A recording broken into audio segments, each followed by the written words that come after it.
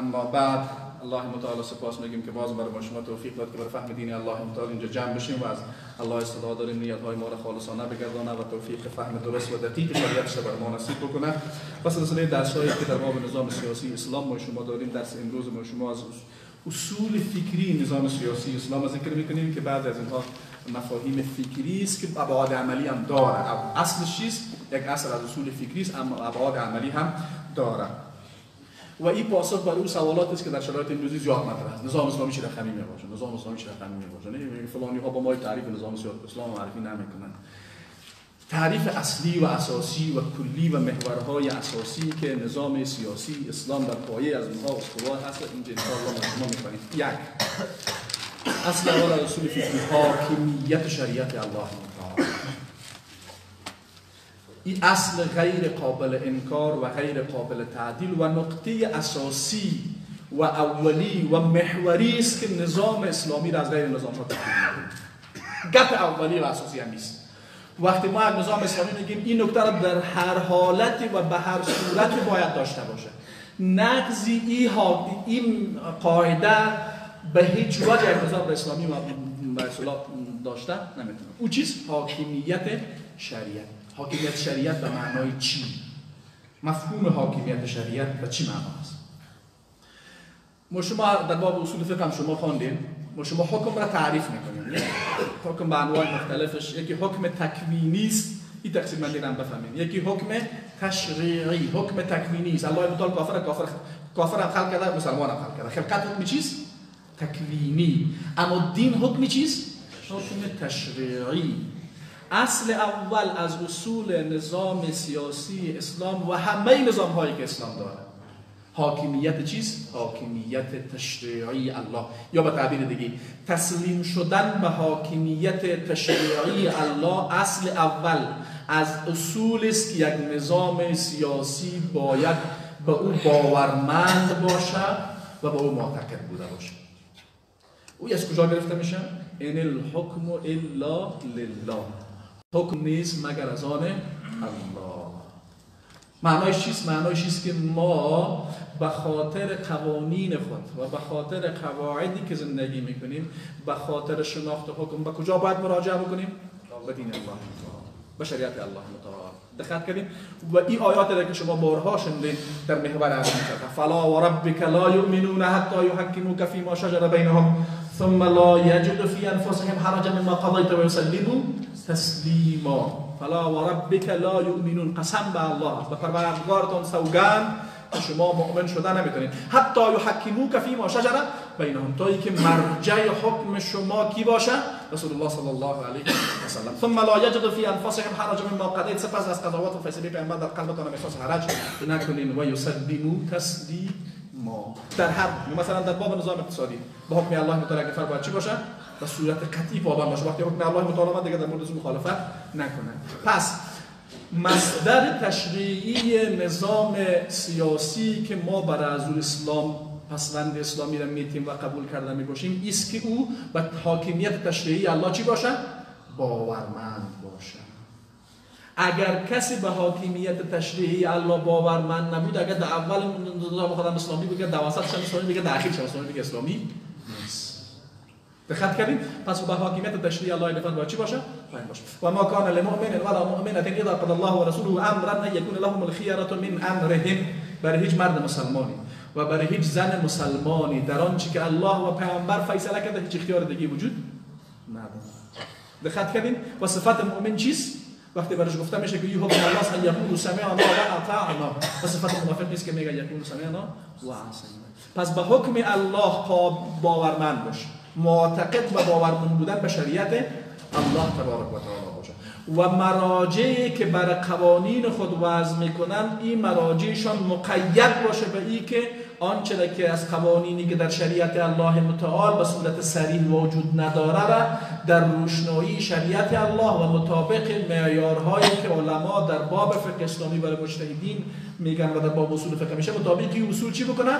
قوانین جدیدی که در امور روزمره امروزی ما شما وجود نداره در به صورت واضح اینها را موافق با شریعت چی بکنن؟ وضع بکنن. موافق با شریعت وضع بکنن و مخالفت با شریعت کردن نمیتونه. اون نظام اسلامی بودن نمیتونه که بیاد مثلا پارلمان فیصله بکنه که زنا حلال است. وقتی یک نفر امور قطعی حرام را حلال بکنه، این به حاکمیت تشریعی الله قائل نیست. این نظام به هیچ وجه اسلامی بودن نمیتونه. چیزی که الله حرام کرده به صورت قطعی، البته ببینید این نکته را باز بفهمید، تفصیل نیست. در کدام موارد یقینی و تفصیلی و اجماعی. در موارد اجتهادی که یکی میگه حلال است حرام، در این مورد کسی که اهلیت اجتهاد داشته باشه میتونه یک شی بدگیش ترجیح بده. خب باز دقت کنیم، گپمو دقیق‌تر بفهمیم. صلاحیت تشریع در زمینه‌های مواردی که نظام اسلامی وضع میکنه برای هیچ کسی، چی پارلمان باشه، چی رئیس جمهور باشه، چی نایب امیرالمومنین باشه، هر نامی که براش بده، نام‌ها مهم نیست.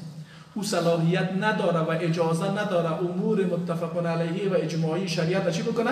تغییر بده. اگر حرام است حلال بسازش، اگر حلال است حرام بسازش. و اون نظامی که این کار را کرد کافر میشه، از شریعت الله متعال چی میشه؟ بیرون میشه. اون نظام اسلامی بوده نمیتونه. دقت کردین؟ پس بعضی وقتی که میگه یک نظام کلارا میگن خب میگه در شریعت کی چیزای امروزی اومده نمیفهم، کی اومده که قوانین ترافیکی چی رشه، چی رقم شده، کی اومده در شریعت الهی که نمیفهم. مثلا نظام اداری ما چند بجه کارهای رسمیات شده، چند بجه خلاص شده. خب نمیتونیم وضع بکنیم در تضاد با شریعت نباشه. مثلا چه رقم در تضاد با شریعت نباشه؟ مثلا وقتی یک نفر بر کارمندای اداری خود قانون وضع میکنه که در کدام ساعت بیان، در کدام ساعت بره، این نمیتونه در وقت عبادت بده باشه.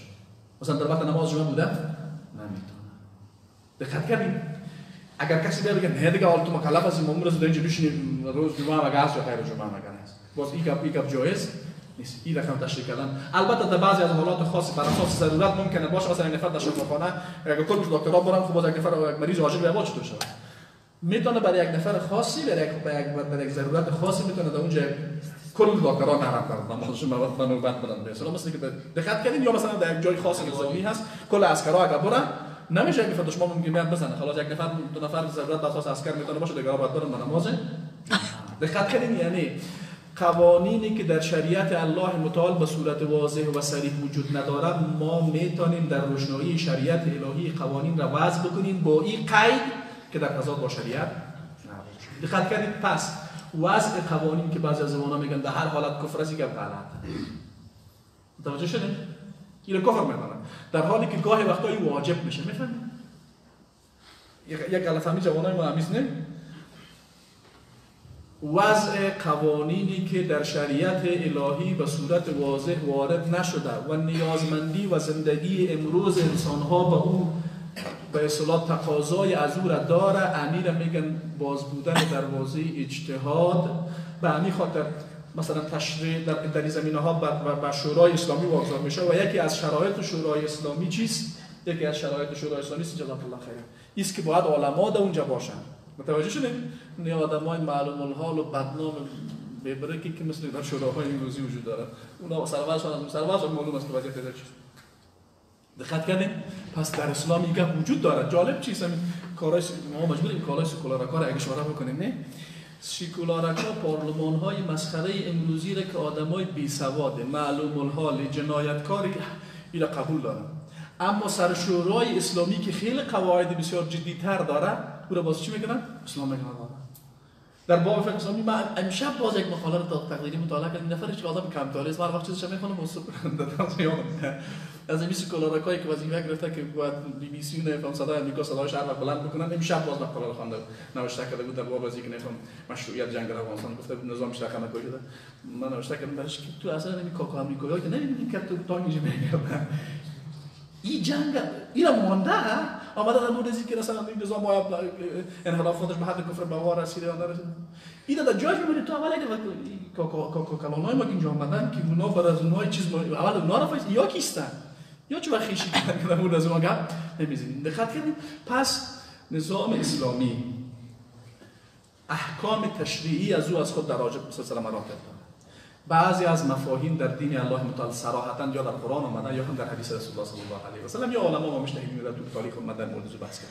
اگر مفاهیمی وجود نداشت، بله نظام اسلامی صلاحیت این دارد و ضرورت از گاه وقتا حتی به حد وجوب میرسه که به خاطر تنظیم امور روزمره زندگی مسلمان ها قوانین را وضع بکنه با این شرط که در تضاد با شریعت الله تبارک و تعالی قرار نداشته باشه و از مصادر شریعت گرفته شده. دقت کنید اجتهاد و قیاس و استحسان و سایر مصادری که ما شما در باب فقه اسلامی داریم و در باب اصول فقه همین خاطر دادن می‌خوام متوجه شید. و این در کنار از اینکه غلطی سیکولارکا را باید ما به حلش بپردازیم، غلط فهمی این جوانای خود هم باید برشون بپردازیم که وضع قوانین در هر حالت کفر نیست. وضع قوانین در او حالت کفر است که کسی به حاکمیت تشریعی الله قائل نباشد. یک وضع قوانین در او حالت کفر است که کسی یا به خود یا به یک مرجع دیگه صلاحیت تشریع مطلق را قائل باشه که در هر حالت چیز بگه که این نفر اگر حلال گفت حلال، حرام گفت حرام، در این حالت هم باز چیز کفر. در صورتی که وضع قوانین در تضاد با شریعت نباشه و موافق روحیه شریعت و بر اساس نیاز جامعه باشه، یک امر جایز است و حتی گاهی وقتا به حد چی بالا میرسن؟ به حد وجوب بالا میشه. دقت کردیم ان شاء الله. خب پس این قاعده اول از قاعده چیست؟ از قاعده و در اینجا خوب است که به یک نکته دیگر که مفهوم کفر و طاغوت ایمان به الله میشه اشاره بکنیم. یک معنای لا اله الا الله است که لا حاکم الا الله. لا حاکم الا الله در نظام سیاسی اسلام همین چیز مصداق داره. یعنی چی؟ یعنی ما فقط به حاکمیت مطلق تشریعی الله قائل هستیم و برای هیچ فردی، ارگانی، نهادی، نمیفهم هر چی که ما برش میمونیم اجازه تشریع مطلق را نداره. دقت کردید؟ معناش همیست و یک مفهوم لا اله الا الله در بود تشریعی هم همین نکته هست که نظام اسلامی باید به اون متعهد و باورمند و معتقد باشه. و اینجا مفهوم کفر و طاغوت باز چیست؟ هرگاه یک کسی به غیر الله صلاحیت تشریع مطلق را داره، این مرتکب چی شده؟ مرتکب ایمان به طاغوت شده، در حالی که باید کفر مرتکب کفر به طاغوت شده. هرگاه یک نفر معتقد باشه که مثلا احمد خان صلاحیت داره که به صورت مطلق تشریع بکنه، اگر حلال علی حرام هم خیره، اگر حرام علی اینی چیست؟ اینی کفر به طاغوت است. ایمان به طاغوت است. باشه کفر به طاغوت میشه که تو این صلاحیت به غیر الله برای هیچ کس دیگه قائل نباشه. دقت کنید یا مفهوم دیگه کفر به طاغوت است که یک نفری عبادت، مفهوم عبادت ما تعریف اسلام گفته بودیم دوستان که باشین، عبادت یعنی کمال تضرع و اطاعت مطلق را به غیر الله باشه. یعنی غیر الله که بهش قائل است و او غیر الله هم خودش برمیگرد راضی است، این چی میشه؟ طاغوت که برای خود صلاحیت مثل که بعضی از مردم هست میگه که برای بین عبادت انا ربکم الاعلی که فرام میگه یا اگر گردمای که امروز هستن و از عبادت خود راضی باشن. چرا این قید میمونیم؟ به خاطر اینکه مثلا مسیحی ها عیسی علیه السلام چی میکنن؟ با بگن عیسی هم طاغوت شد نمیزن بزن.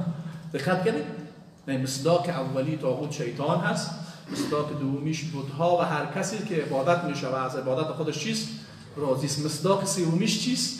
مصداق سومیش اون نظام‌هایی هستند که صلاحیت تشریعی مطلق را بر خود قائلند یا به یک ارگان خود قائلند یا به رهبر خود قائلند. دلیل دیگه به میوه قرآن کریم است. بعضی جوانای بویات میخوان مفهومش درست نمیفهمن. الم تر الى الذين يزعمون انهم آمنوا بما انزل اليك وما انزل من قبلك يريدون ان يتحاكموا الى الطاغوت وقد امروا ان يكفروا به ويريد الشيطان ان يضلهم ضلالا بعيدا. الم تر الى الذين يزعمون آیا شما ندیدین کسی که گمان میکنه ایمان داره به چی؟ به ما انزل الیک و ما انزل من قبل، یعنی به کتاب قرآن کریم و کتاب‌های قبلی ایمان داره، اما یریدون ان یتحاکموا الی الطاغوت. در هنگام حکم کردن پیش کی میره؟ پیش اون کسی میره که اصلا حاکمیت تشریعی الله را قبول نداره، پیش از اون مراجعه میکنه و بله این ایمان یک نفر به اینجا چی میشه؟ زایل میشه. دقت کردید؟ اما اگر یک نظام حاکمیت تشریعی الله متعال را قبول داره و حاکمیت تشریعی به غیر الله قائل نیست، ممکن در زمینه‌های عملی در تطبیق غلط بکنه. آیا مراجعه کردن به او به معنای ایمان به طاغوت است؟ دقت کردید؟ اون نظامی که حاکمیت تشریعی الله را قبول داره و به حاکمیت تشریعی غیر الله قائل نیست، اما ممکن در زمینه‌های عملی گاهی وقتا رعایت کنه گاهی وقتا رعایت نکنه، مراجعه به او به معنای نقض ایمان نیست. چرا؟ مراجعه به نظام بر اساس چی میشه؟ قوانین وضعی موجودش میشه، نه به اینکه فلان قاضی های کار میکنه این کارا نمیکنه. امکان داره در یک نظام کاملا اسلامی شما بشه نظام مراجعه بکنید به خاطر چی؟ به خاطر اینکه نظام شما تطبیق بکنه، اما اون قاضی عادل نباشه. آیا شما به خاطر از اینکه اون قاضی حکم میده که در مورد شما صادر کرده عدالت نکرده، آیا شما کافر شدید؟ چون به طاغوت مراجعه کردید؟ مراجعه بر اساس چی میشه؟ به اساس قوانین میشه. وقتی در مورد نظام حکم میکنیم، نظام افراد نیست. نه امروز کلا سلام میره کدوم میاد، این مهم نیست دیگه. مهم حکم در مورد نظام بر اساس چی میشه؟ خوب دقت کنید. بر اساس چی میشه؟ قوانین. حکم در مورد نظام ها بر اساس چی میشه؟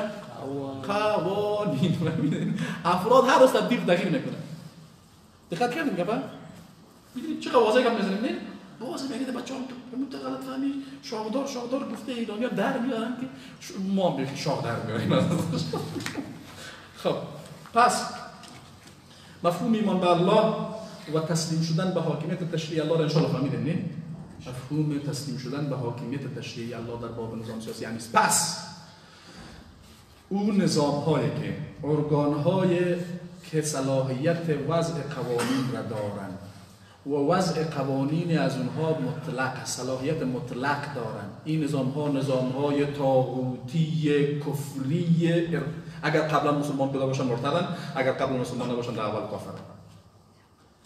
فهمیدیم که نظام‌هایی که مراجع قانونگذاری از اونها صلاحیت تشریعی مطلق را دارند، میاد در مورد مثلا همجنسگرایی نظرسنجی میکنه، اکثریت میگن همجنسگرایی حلال.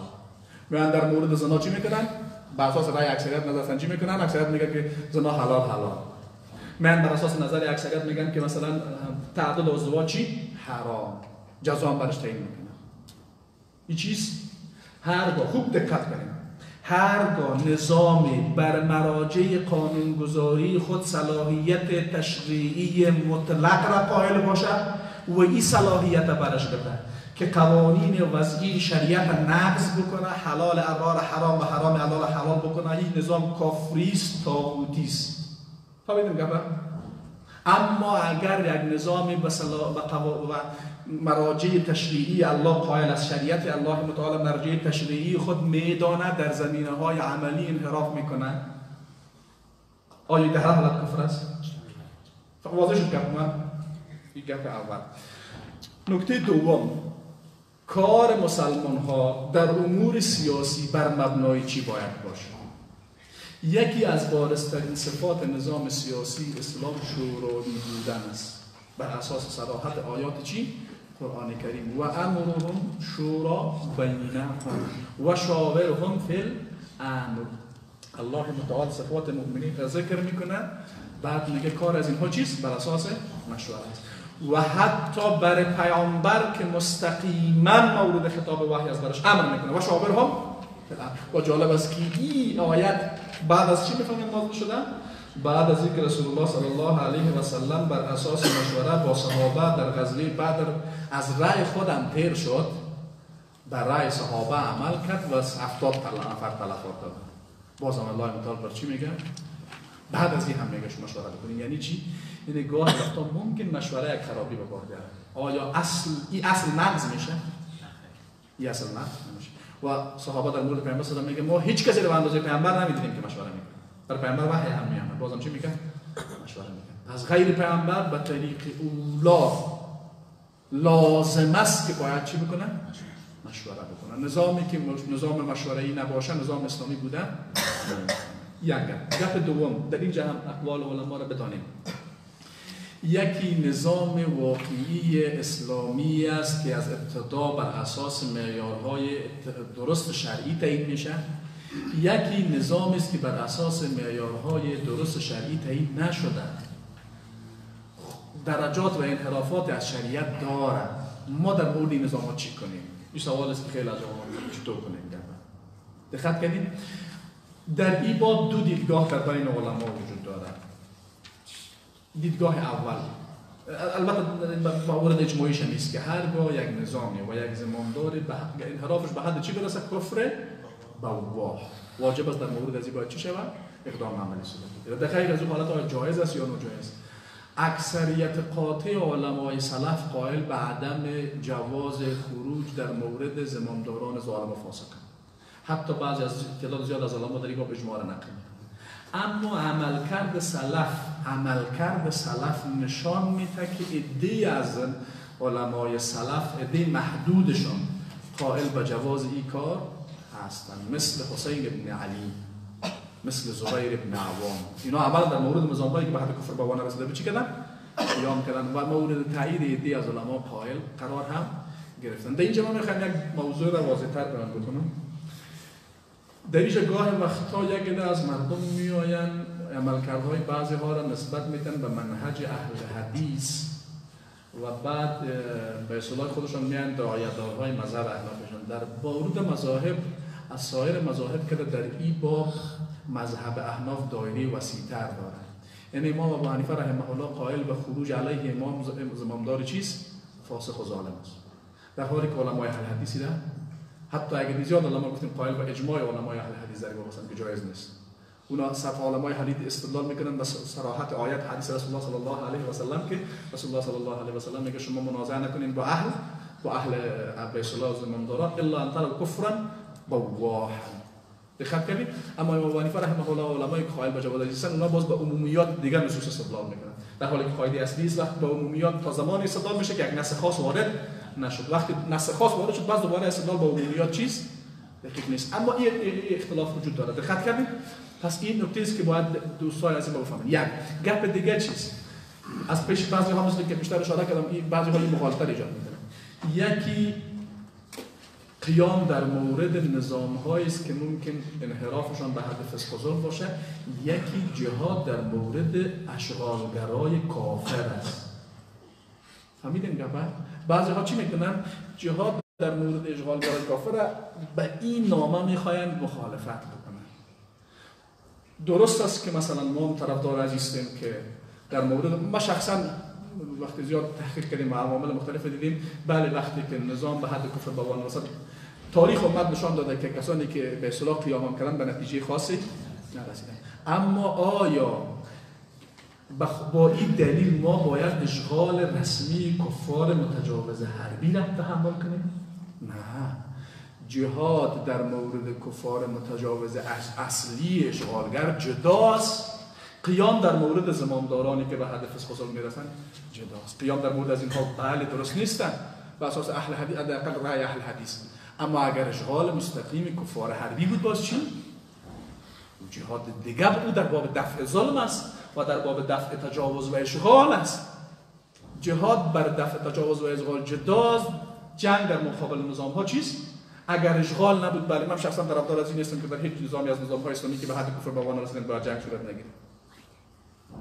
دقت کردین؟ این بین از اینا باید چی بکنیم؟ تفکیک کنیم. و بسیار واضح باید تفکیک کنیم. اما خیلی ها فکر میکنن که مردم خیلی عقل است. کوکامنیکای خدا نمی‌بینند. میگن میگه که تمام نظام‌هایی که به حد کفر بوان نرسیده بعد نرسیده خود نباید جنگ شه. کتی که ترامپ که حالا جو بایدن خشای نمایشان شد. اگر خدا کنه که سگا زود کنه برن گازی بخماسی. یا امت بیچاره مظلوم حل شود مشکلش. خب دقت کردین ان شاء الله. پس اسلام یک نظام چیست؟ شوروی. بعد از پیامبر اولین خلیفه ابوبکر انتخاب شد. کی انتخابش کرد؟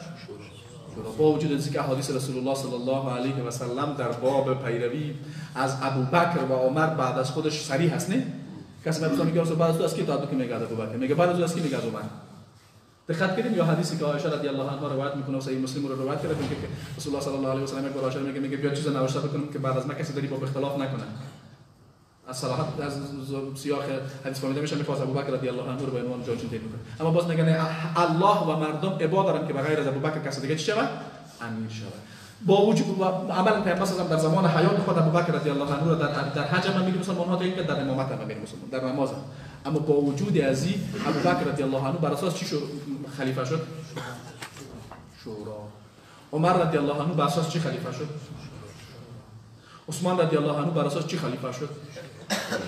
علی رضی الله عنه بر اساس چی خلیفه شد؟ اینجا غلط فهمی دیگر هم میخوایم اصلاح بکنیم.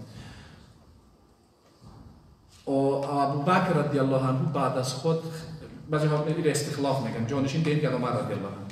اگر با عمر شورای مسلمان ها موافقت نمیکرد آیا عمر خلیفه میشد؟ تنها جانشینی ابوبکر کافی بود؟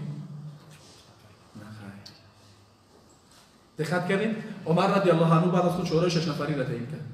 شورای 6 نفری عثمان رضی الله عنه. بعد از او چیزی علی رضی الله عنه به خلافت رسید؟ شورای مسلمان.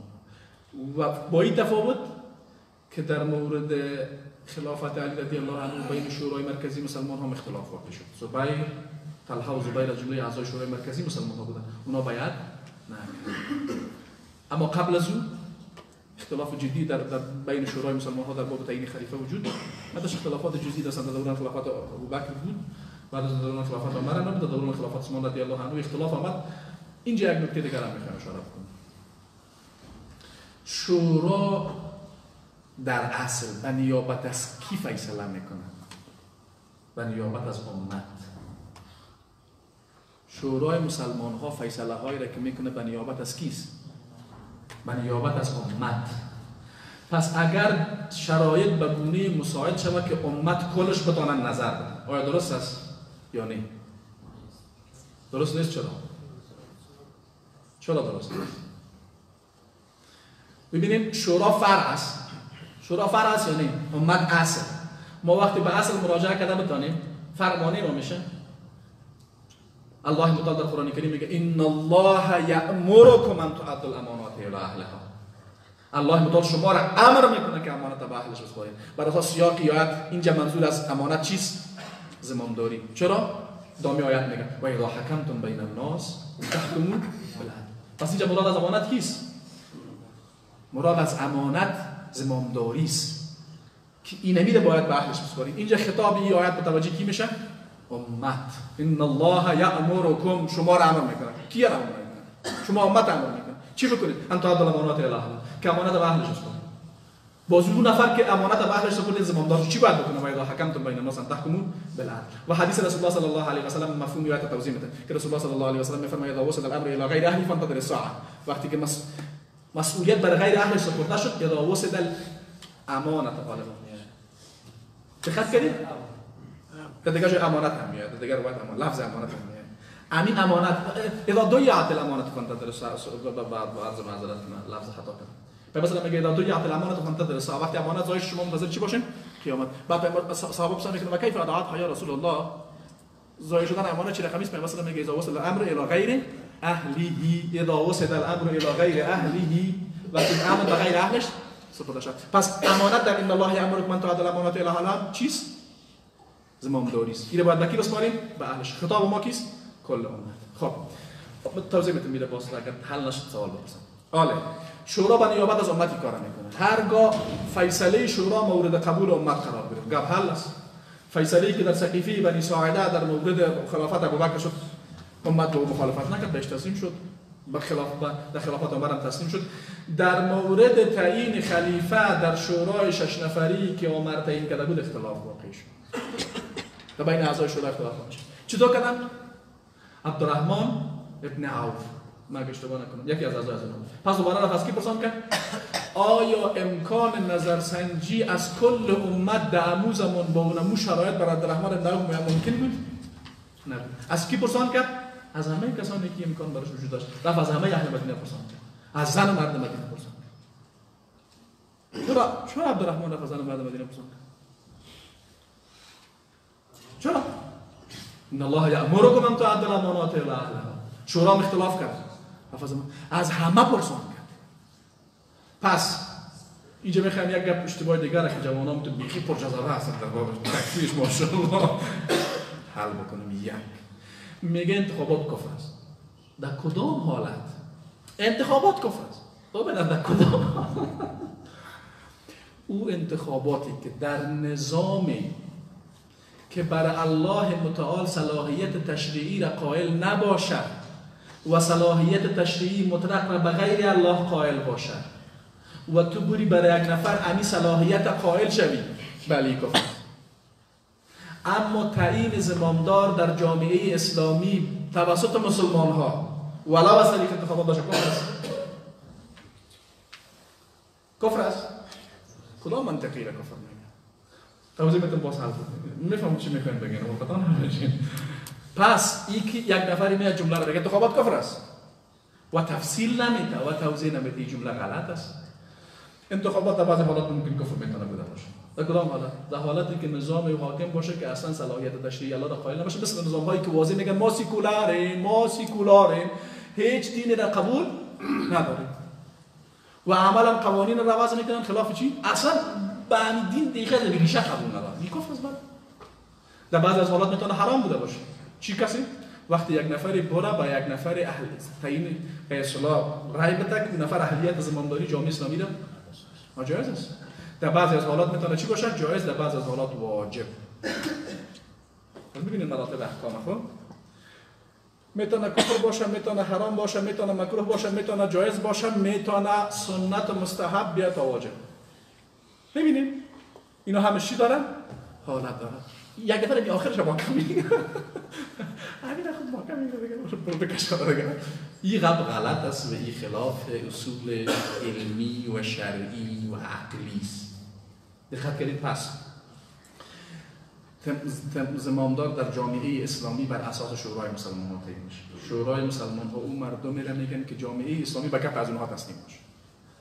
دقت کنید. اگر به همین اتفاق شد جنجال نیست که در میره وارک دیگه بشه و اگر نشد چطور کنید؟ اگر مردم به شورا اولا افراد در جامعه وجود داشت که مردم به او تسلیم شدن، راه حل همین معضله چیست؟ امت باید فیصله کنه. باز یک نفر نمیگه خدا امت کالگی است. هر کس باید به نظر بده. اول بر اساس قاعده اسلامی اصل است که همه مسلمان ها عادلند. اما اگر یک نفر فسقش بسیار واضح بود دیگه، یک رقاص و دلاک است، خانم فلانی خان مثلا، او هم حق داره به نظر بده. قطعا نه. یک تفاوت باز دامیست که در دموکراسی بازی دیگه پا نداره. اون میگه بله اون رایش بگی خوب شد محکم از دیگه محکم، اما اسلام اجازه را نمیده. اون نفری که ببینید هر کس صلاحیت داره در باب تعیین زمامدار مسلمان ها نظر بده. چون وقتی عبدالرحمن بن عوف نگفت که نه این دیگه آدم خوب مطرح نیست از این مسلمان که مذهبی پسند. اول او فردی که توسط محکمه با صلاحیت اسلامی چی باشه؟ گفته شده باشه یکی نفر فاسق یا فاجر است. او صلاحیت نداره، نظر دادن نمیتونه، ولی خوب عالم کلام باشه. دوم کسی که فسق و فجورش آشکارا و علنی باشه و رقص بازیش باشه. بود چی می‌بینه؟ در تلویزیون ها می‌بینیم. و دیگه گناهان مختلف دیگه. اینا هم صلاحیت ندارن. اینا چیستن؟ چرا؟ به خاطر از اینکه آیا بیعت و نظر دادن در زمامدار مسلمان ها آیا این حکم شهادت داره یا دیگه در باب فقها اختلاف است. بعضی میگن حکم شهادت داره. چی کسی اهلیت شهادت داره؟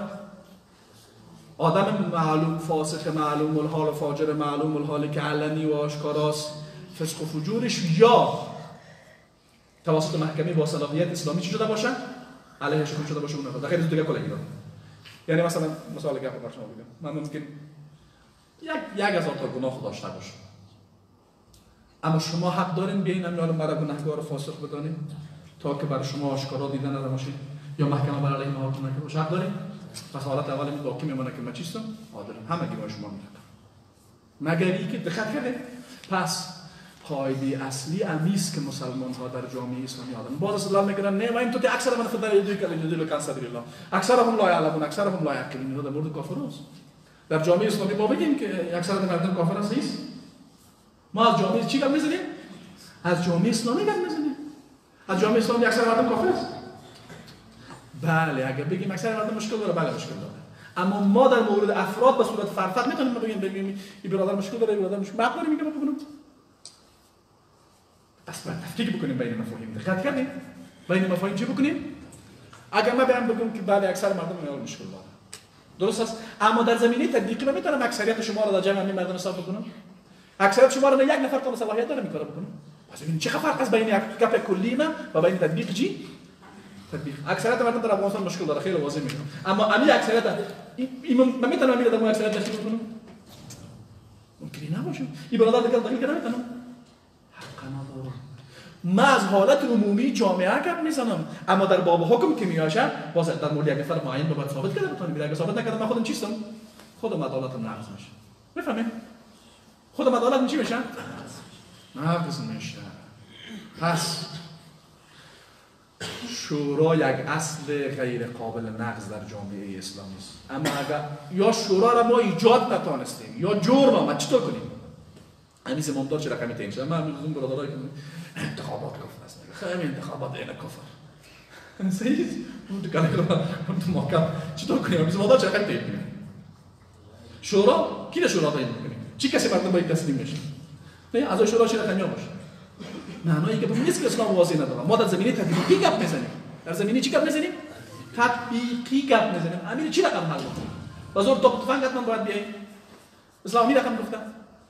بله فقهای اسلامی بر اساس مجبوریت گفتن که اگر یک نفر آمد غلبه حاصل کرد پس که جنگ نمیکنیم، باز مصیبت دیگه رو جور نمیاریم. اما این گپ فقهای به معنای است که حتما ما باید بریم تفنگ بگیریم تا به زمان داریم در جامعه اسلامی برسیم. همین معنا رو داره. همهشان اتفاق دارن. ما اجماع نقل کردیم که کفر نباید برای جنگ بکنن، برای اینکه ما زمامدار شدیم. جنگ کردن خونه اگر مطالبه بکنه برای از سپرده نمیشه. مطالبه را نه اگر زمین فهمیده شده که این نفر حدیث به قدرت از برای از سپرده نمیشه. حدیث رسول الله صلی الله علیه و سلم فرموش کرده. رسول الله صلی الله علیه و سلم والله لا نولی هذا الامر احد ساله و حرص علیه. قسم به الله ما زمامداری را برای کسی میدیم که او را طلب بکنه. یا برای مثلا به حدیث باشه یک نفر سمسی که تو تفنگ تو میگه چی میگی؟ من میخوام چی میخوانی؟ پس یکی حالات اصلی است که فقهای اسلامی توضیح دادن، یکی حالات مجبوریت. اگر یک نفر بی‌برک شد آمد سر ما حکم کرد پس کنه جنگ کنیم؟ نه میگه ما آمده دیگه چطور کنیم؟ ما به اصطلاح آمیانه آمده را رد نیست دیگه. حالا چی میکنیم؟ بر اساس مجبوریت او را تحمل میکنیم که مصلحت جامعه اسلامی تامین شود و فساد کلانتر ما نه انجامیم. پس فرق است بین گپ. میفهمید من چی میگم؟ نه؟ اگر یک در جامعه اسلامی یک نفر به زور توپ و تفنگ خود آمد سر ما حکومت کرد که انحرافش به حد کفر بواه نبود، فقها میگن به او بیعت باید شود. معنای از این گپ است که آیا این کار جایز و مشروع و فرض است؟ خیر، اصل این کار جایز نیست، اما وقتی به رهبری رسید به خاطر حفظ مصلحت جامعه اسلامی به او باید چی شود؟ ازش اطاعت شود. در چی؟ هر بدی که گفت قبول میکنیم. لا طاعت لمخلوق فی معصیت الخالق. در امر نافرمانی الله امر میکنه باز اطاعتش نمیکنیم. از این نفر که اصلش مشروع نیست، یک نفری که بیخی از طریق مشروع آمده باشه اطاعتش نمیکنیم در امر نافرمانی الله. نافرمانی الله. میفهمید چی میگم؟ باز تکرار میکنم. خب باز تکرار میکنم به خاطر اینکه خوب بفهمید جوان عزیز. یکی حالت اصلی است. حالت اصلی برای تعیین زمامدار در جامعه اسلامی چیست؟ شورا. اگر شورا نبود یا نتوانست ایجاد شود یا اتفاق در موردش پیدا نشد، میریم به طرف چی؟ رأی مردم. کدام مردم؟ توضیح دادم. آل یک نفر با زور خود آمده که از این چطور کنیم؟ با زور خود آمد در جایی که تمکین پیدا کرد که جنگ نمیشه. چرا جنگ نمیشه؟ مصلحت جامعه همین رو تقاضا میکنه. که هر کس که جنگ میکنیم خون و جان و مال مردم چی میشه؟ اما تو شده یا نشده؟ تاریخ اومد ببینید. شده نشده؟ خب آل امیز زمامدار آمد با زور خود آمد سر ما حکومت کرد، هر چی گفت قبول میکنیم؟ نه خلاص. کدام گپش قبول میکنیم؟ انما الطاعة فی معروف. حدیث رسول الله صلی الله علیه و اگر با منکر امر کرد لا طاعة لمخلوق فی معصیت الخالق. دوم در مقابلش استاد میشیم. وقتی ما میگیم خروج مسلحانه در مورد زمامدار فاسق و ظالم جایز نیست، به معنای از این نیست که ما در مورد از او باید استادگی نکنیم، بلکه سخن حق در مقابلش میگیم ولو کشته شد. فرق است بین از این گپ نه؟ فرق است بین بیان سخن حق در مقابل زمامدار فاسق و ظالم و بین چی؟ مبارزه مسلحانه داریم. اکثریت و اجماع، حتی اجماع خود اهل حدیث در اجماع بسیار محکم است. اجماع اهل حدیث در این است که در مورد زمامدار فاسق و ظالم قیام مسلحانه صورت نمیگیره، اما انحرافاتش باید چی شود؟ بیان کرده شود. بیان انحرافات پادشاه ظالم و فاسق چیست؟ افضل الجهاد کلمة الحق عند سلطان جائر. افضل الجهاد کلمة الحق عند سلطان جائر. افضل جهاد گفتن سخن حق در مقابل چی؟ سلطان ظالم. جنگ نمیکنیم اما سخن حق در مقابلش میگیم. یک دوم سید الشهدا حمزه هست و دوم چی کسی است؟ کسی که سخن حق در مقابل سلطان ظالم بگه و کشته شد. این چیست؟ سید الشهدا است. پس اهل حدیث بر عدم خروج در مقابل زمامدار اجماع دارند، اما هیچ وقت اهل حدیث نامدن که زمامداران فاسق و ظالم را توصیف بکنین. یک بخشی از کسان منسوب به اهل حدیث که وانا مدخلی عالم باشه بزن، اونا چطور میکنن؟ اونا میگن نه فاسق و ظالم خیلی قربانه کردی شما که دستکای زیر بوسه بکنن و اینا منسوب میکنن به چی؟ به سلف. این ظلم است. منهج سلف منهج نیست که در اون بی عزتی باشه، بی حرمتی به دین الله باشه. منهج سلف را امام احمد ابن حنبل رحمه الله داشت که با وجودی که در مقابل زمامدار که بعد کفر به وانه رسیده بود استادگی نکرد، اما سخن حق گفت و زندانی شد و شکنجه شد و دره خورد و تهمت سرش بسته شد. دقت کردید؟ و امور رقم سعید ابن مسیب، سعید ابن جبیر و دیگر کسانی که از بزرگان سلف به خاطر بیان سخن حق در مقابل زمامداران فاسد و ظالم شهید شدند. پس یک نفری بیاید از زمامدارانی که گاهی وقتا ممکن به حد کفر رسیده باشه از اونها دفاع بکنه، یا زمامدارانی که به حد کفر نیستن فسق و ظلمشان آشکار از اونها را دفاع میکنه و توصیف میکنه. دقیقاً وقت گذاشته استاد نه. فهمیدین؟ پس این مفاهیم رو باید چی بکنیم؟ تفکیک بکنیم. انشاءالله که گپای من را دوستا فهمیده باشن، گرچه من تصمیم داشتم امروز که امی اصول کلی را میگم، اهداف هم میگم، خصوصیات هم میگم، من کمی نیاز به تفصیل شده، امیدوارم که دیگر به سوری نکنم. استاد تشریف آوردن.